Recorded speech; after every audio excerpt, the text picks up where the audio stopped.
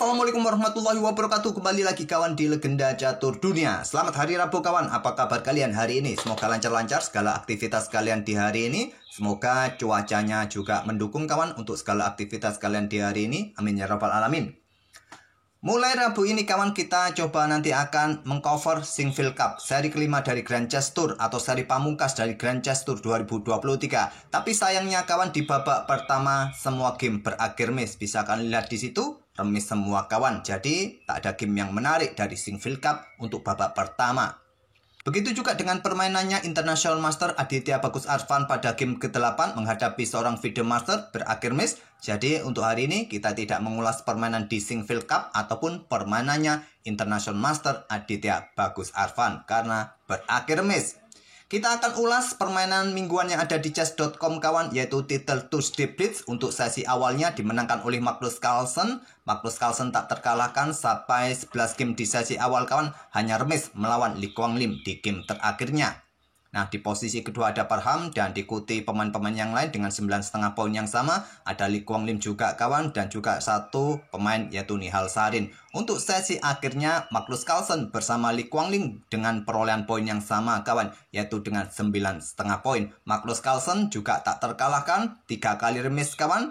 Tapi Li Guanglim ini banyak memetik kemenangan, tapi dia sempat kalah oleh Magnus Carlsen di game ke-9. Admin ini tidak tahu siapa yang menjadi pemenang untuk sesi akhir. Biasanya tabel yang ada di chess.com ini sedikit berbeda dengan live gamenya kawan. Kadang sama, kadang berbeda. Yang pasti seperti itu statistiknya kawan, Magnus Carlsen tak terkalahkan. Oke, untuk game yang akan kita ulas ini saya pilih permainan Magnus Carlsen di sesi awal kawan menghadapi Dali Dubov. Langsung saja ke permainannya. Carlsen mengawali dengan pembukaan kadas opening dengan pion H4. Kalau kita bilang kadas ini seperti nama penyakit kulit kawan, kadas. Kadas opening dibalas dengan pion H5 oleh Dali Dubov. Ada pion E4, pion C5. Nah, pion E4, pion C5 masuk ke permainan Sicily defense. Bedanya cuma ada pion H4, pion H5, kuda F3, kuda C6, kemudian kuda C3 di sini pion G6. Variasi dragon kawan, gajah ke petak G7 via Cento. Nah, di sini baru pion D4 terbuka kawan di petak pusat seperti biasa. Kuda ambil balik pion D4 menantang pertukaran kuda. Ada gajah G7 menekan kuda di sini, pick up dengan gajah E3 kawan. Kemudian kuda F6, persiapan rokade Dali Dubov ataupun juga mencoba pressure gajah nanti di petak G4 ini. Dan kuda akan mendapatkan tekanan ke depannya. Carlsen melangkah menteri D2 untuk berkoneksi dengan gajahnya. Persiapan juga mungkin rokade panjang, opsi dari Magnus Carlsen. Sekarang kawan, rokade disarankan oleh Stockfish bagi hitam atau bermain dengan pion D6. Atau juga melanjutkan rencana untuk tekan gajah di petak E3.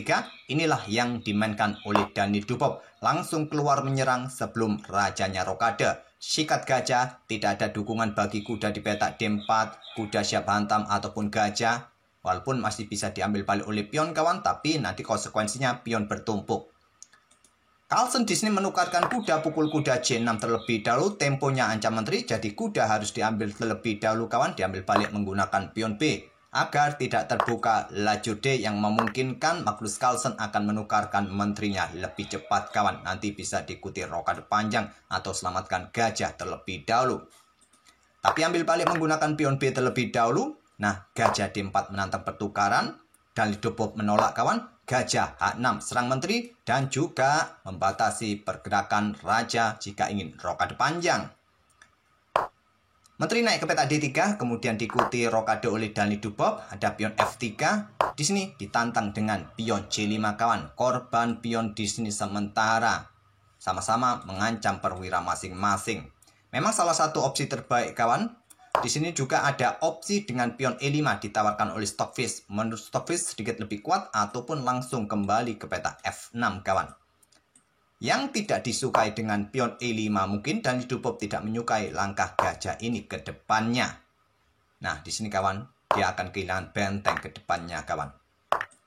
Oleh karena itu korbankan pion C5 dan diterima oleh Magnus Carlsen. Gajah ambil pion C5. Menteri ke C7, ancam gajah di sini ataukah juga menuju petak G3 nanti ke depannya. Magnus Carlsen menerima tantangan pertukaran perwira. Pion F ambil kuda G4, Menteri ambil gajah C5. Dan dengan keberadaan menteri ataupun gajah gelap ini kawan, posisi Raja Magnus Carlsen sementara akan tertahan di pusat, tidak bisa melakukan rokade lagi. Mungkin kalau kalian mencoba blokade akses, gajah ini mengawasi agar bisa rokade panjang di langkah berikutnya. Gajah simpel akan ke petak G7. Kalau kalian rokade panjang sekarang, bisa diikuti langkah benteng kawan ke lajur B. Coba lihat, tekanan berat bisa diterima oleh putih di sisi menteri nanti ke depan. Jadi memilih langkah kuda ke pusat ke D5 ataupun Stockfish juga pada posisi ini menyarankan pion ini pukul pion terlebih dahulu. Nanti diikuti dengan benteng B8 serang pion mungkin di sini. Ada benteng B1 dan gajah bergerak mundur ke G7. Kalian lanjutkan kuda ke pusat ke D5. Tapi Magnus langsung kudanya ke pusat ke petak D5 kawan. Diikuti gajah B7 serang kuda tekan kuda di sini. Di sini baru pion G pukul pion H5. Gajah sikat kuda D5 terlebih dahulu. Balasan dari Daniel Dubov. Ambil balik menggunakan pion. Magnus Carlsen tidak ingin pertukaran menteri yang lebih cepat ataupun pionnya jatuh kawan, atau melakukan skak di sini terlebih dahulu. Nah, bisa jatuh pion juga yang ada di petak B2 dan struktur pion putih akan berantakan. Raja hitam aman, sudah rokade, raja putih masih berada di pusat. Jadi ambil balik menggunakan pion dibalas dengan langkah benteng B8, pion B3 kawan, pion E6 tantang Daniel Dubov. Nah, di sini benteng dikeluarkan ke lajur D, opsi yang bagus juga. Ataupun gajah segera berkembang kawan. Gajah berkembang ke E2 pilihan Magnus. Menyerahkan pion yang ada di petak D5. Diterima oleh Daniel Dubov. Pion E pukul pion D5. Terbuka lajur E juga kawan. Coba lihat. Gajah, menteri kawan. Dan juga benteng-benteng ini siap keluar juga ke lajur-lajur pusat. Tentu secara posisi Magnus Carlsen tidak terlalu menyenangkan. Di sini raja bergeser langsung ke F1 kawan. Benteng BE8 diikuti dengan langkah benteng H3 siap diangkat. Keluar kawan, mulai mencoba untuk menyerang. Benteng hitam juga diangkat oleh Magnus Carlsen di sini. Nah, pion H pukul pion G6, pion F pukul balik pion G6 open skak. Jadi menteri tidak punya tempo ambil pion G6 ini. Blokade dengan benteng F3. Nah, di sini pilihan terbaiknya raja naik kawan, pertahankan pion, tapi memilih langsung menantang pertukaran benteng E F5. Memberikan kesempatan Carlsen dorong pion G4. Bagu hantam di petak F3. Ambil balik oleh gajah. Nah, sekarang gajah tarik mundur ke G7 serang benteng. Benteng digeser ke pusat ke D1. Menteri mundur ke E7. Apakah pressure pion di sini kawan? Dan di sini Magnus Carlsen punya kesempatan langsung ambil pion ini kawan. Sebelum pion ini didorong maju ke petak gelap mendapatkan dukungan dari gajah. Tapi Carlsen memilih amankan rajanya terlebih dahulu naik ke petak G2 menghindari pin kawan. Dan Dubov mempunyai kesempatan dorong pionnya di petak gelap mendapatkan kawalan dari gajah. Kemudian ada benteng F1 lanjut Magnus untuk perkuat posisi gajahnya kawan, atau lajur F-nya. Menteri naik lagi ke petak D6 di sini. Tidak berani ambil pion ini kawan. Karena kenapa? Tadi jebakan sudah dipasang oleh Magnus Carlsen kawan. Di sini tadi saat raja ini naik, berikan jalan bagi benteng saat menteri ambil pion ini. Oleh karena itulah tadi kawan, setelah pion didorong terus benteng F1, menteri tidak berani ambil pion H4. Menteri E4 lanjut Magnus di sini, persiapan menantang pertukaran. Menteri mungkin mengajak permainan endgame tanpa menteri karena Magnus Carlsen unggul satu pion dan konstruksi pionnya sangat solid kawan. Di sini kawan, blunder besar dilakukan oleh Dubov dengan benteng F4, sikat, ambil balik dan discover kawan. Di sini Daniel Dubov menyerah di langkah ke-31. Memang di situasi seperti ini kawan, kontrol waktu dari Daniel Dubov tersisa 3 detik saja. Sangat sulit untuk mencari langkah terbaik. Mungkin gajah ini bergerak ke petak E5 ataupun raja ini bergeser menghindari petak terang kawan untuk menghindari pertukaran menteri. Salah satu opsi. Tapi benteng F4 sikat oleh menteri, ambil balik oleh menteri, gajah D5 skak dan menteri jatuh.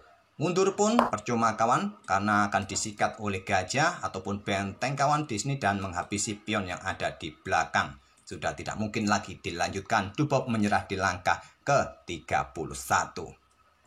Oke, itulah kawan salah satu game dari Magnus Carlsen di Title Tuesday untuk sesi awalnya. Nanti sore kita sambung lagi. Admin belum cek semua permain Magnus Carlsen tadi. Ada game juga melawan Hikaru Nakamura. Hikaru Nakamura blunder atau korban percuma kawan melawan Magnus Carlsen. Sehingga Nakamura sangat cepat menyerah di game ke-8 kalau tidak salah. Nanti coba kita cek lagi. Oke, terima kasih. Kita akan bertemu di video-video selanjutnya. Jangan lupa untuk tinggalkan like, komen kalian. Dan jangan lupa bagi kawan-kawan yang baru mampir untuk subscribe channel kami untuk sebagai bentuk dukungan channel kami. Oke, terima kasih. Wassalamualaikum warahmatullahi wabarakatuh.